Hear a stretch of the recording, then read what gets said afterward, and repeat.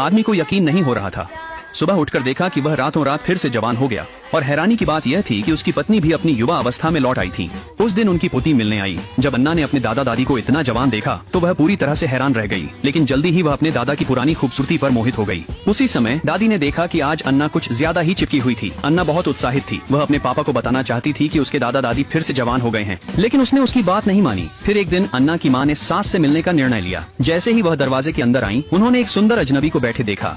वह आदमी को देखकर इतनी चौंक गई कि वहीं ठिठक गई। तभी उसने जल्दी से बताया कि वह उसके ससुर हैं। जेनी बाथरूम की ओर दौड़ी। उसका दिल तेजी से धड़क रहा था। उसने कभी नहीं सोचा था कि उसके ससुर फिर से जवान होकर इतने अच्छे दिखेंगे। एक पल के लिए शादीशुदा होते हुए भी उसने महसूस किया कि उसका दिल धड़कने लगा है। और इसी तरह अब परिवार को दादा दादी के फिर से जवान होने का पता चल गया। अन्ना अपने दादा पर झुकने से खुद को रोक नहीं पाई। आखिर में दादा जो सबको आकर्षण दिखाने में व्यस्त थे, दादी से थप्पड़ खा गए। उस शाम परिवार ने अनमने मन से दादाजी और दादी जी को विदा कहा। दादी जानती थी कि उनके बेटे ने कितनी मेहनत की है, इसलिए उन्होंने आगे बढ़कर उसके सिर पर प्यार से हाथ फेरा। वह परिचित स्पर्श उसके बचपन की यादें ताजा कर गया। बाहर से उसने ज्यादा भावनाएं नहीं दिखाई, बस कहा कि वह जल्दी फिर से मिलने आएगा। फिर अन्ना भी आई। उसने भी दादी से सिर पर हाथ फेरने को कहा। बेटे के परिवार को विदा करने के बाद दादी फिर से सबको इधर उधर फ्लर्ट करने के लिए डांटने लगी।